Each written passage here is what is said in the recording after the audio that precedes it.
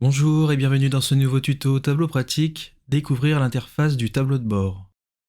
Ainsi, nous verrons comment régler la taille et l'affichage d'un tableau de bord, la différence entre éléments flottants et tuiles, et enfin comment insérer une ou plusieurs feuilles à l'intérieur de ce dernier. Jusqu'à présent, nous construisions des feuilles qui étaient composées soit d'un graphique, soit d'une table texte ou soit d'une carte, comme nous avons actuellement dans notre classeur.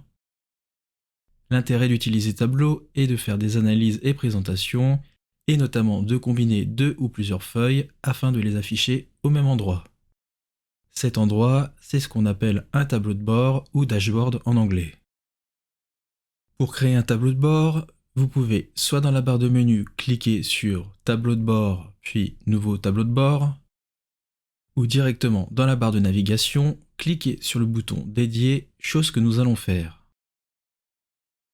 Comme pour une feuille, l'interface du tableau de bord est similaire, c'est-à-dire qu'à gauche et au-dessus, vous avez les boutons de paramétrage, enfin, au milieu, la zone de rendu. Analysons le panneau tableau de bord qui se trouve à gauche de notre écran. Tout d'abord, nous avons la visionneuse de rendu qui permet d'afficher le rendu de votre tableau de bord tel qu'il apparaîtra sur un écran d'ordinateur, de tablette ou de téléphone dans la mesure où vous utiliserez Tableau Reader ou Tableau mobile. Cela permet notamment de s'assurer que les rendus et centrages sont affichés correctement sur ces supports tout en restant sur votre ordinateur grâce au bouton aperçu de l'appareil qui vient simuler différentes tailles d'affichage. Mais laissons le réglage par défaut. Ensuite, dans Taille, vous avez trois options qui ajusteront ou non les dimensions de votre tableau de bord sur l'écran d'affichage. En choisissant Taille fixe, la taille restera la même quelle que soit la taille de l'écran.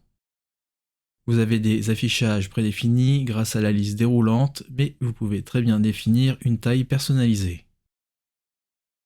Attention cependant, en choisissant taille fixe, si votre tableau de bord est affiché sur un écran plus petit que le vôtre, alors le rendu pourra être difforme, voire sera hors champ de vision, ce qui vous obligera à scroller.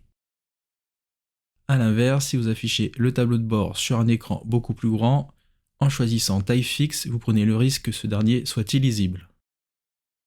En choisissant automatique, la dimension de votre tableau s'ajustera automatiquement à l'affichage sur lequel il apparaît. Enfin, la plage permet de mélanger taille fixe et automatique dans la mesure où vous spécifiez une taille minimum et maximum et où Tableau ajustera l'affichage automatiquement à l'écran entre ces deux valeurs. Dans notre exemple, choisissons automatique. Ensuite, en dessous, vous avez la liste de toutes les feuilles qui sont dans votre classeur tableau, feuilles que l'on fera comme pour une dimension et une mesure, glisser dans notre zone de rendu pour l'afficher. Enfin, les objets qui feront l'objet d'un tuto dédié qui permettent de mettre en forme et d'insérer des éléments en plus de nos feuilles dans notre tableau de bord. Pour finir, les boutons tuiles et flottants que nous allons voir et qui permettent de définir comment les éléments, je veux dire nos feuilles et objets, vont être positionnés dans notre tableau de bord. En choisissant tuiles, Tableau intègre nos éléments dans des compartiments afin de les ranger dans une disposition précise. Pour comprendre, nommons la feuille de notre tableau de bord en tuiles, puis ajoutons notre première feuille qui contient une table texte. Vous noterez qu'en survolant notre liste de feuilles, Tableau affiche une miniature de cette dernière. En la faisant glisser dans la zone de rendu, je vois qu'au survol de cette dernière, Tableau affiche la place que va prendre notre feuille dans le tableau de bord. Comme pour le moment nous n'en avons qu'une, elle prendra donc l'affichage complet de l'écran. Vous remarquerez que lorsqu'une feuille est positionnée dans le tableau de bord, cette dernière possède une coche devant son nom.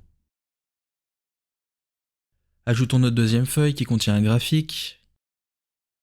Pour l'ajouter, faisons glisser notre feuille dans la partie droite de notre écran.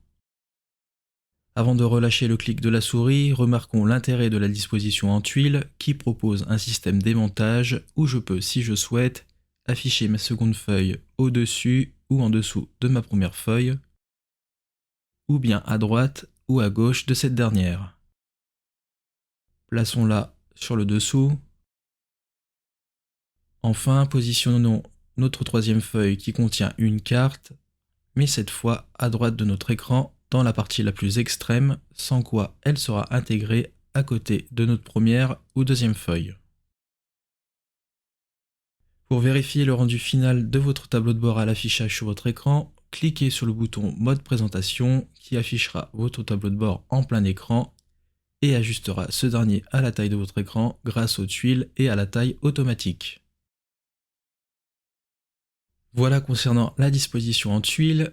Voyons maintenant la disposition flottante. Pour ce faire, créons une nouvelle feuille tableau de bord que l'on nommera flottant. Avant d'y insérer nos feuilles, n'oublions pas d'activer l'option flottant. Faisons glisser notre première feuille. Que voyons-nous déjà? Comparé à la disposition en tuiles, notre première feuille ne s'aimante pas dans notre tableau de bord. De plus, la taille ne prend donc pas l'affichage intégral de ce dernier. Ces paramètres que sont la taille et le positionnement sont donc à faire à la main et non automatiquement. De même que si j'ajoute ma seconde feuille, je devrais également positionner manuellement cette dernière. Enfin, si je passe en mode présentation, l'affichage de mes feuilles n'est pas ajusté à la taille de mon écran, mais garde leurs proportions telles que nous l'avons dans notre zone de rendu. Pour résumer, il faudra davantage utiliser la disposition en tuiles avec vos feuilles qui sera plus bénéfique pour vous dans la construction de votre tableau de bord, mais également dans son affichage. Utilisez plutôt le flottant pour insérer des objets spécifiques tels que les images et boutons divers qui sont plus simples à mettre en place avec cette deuxième option.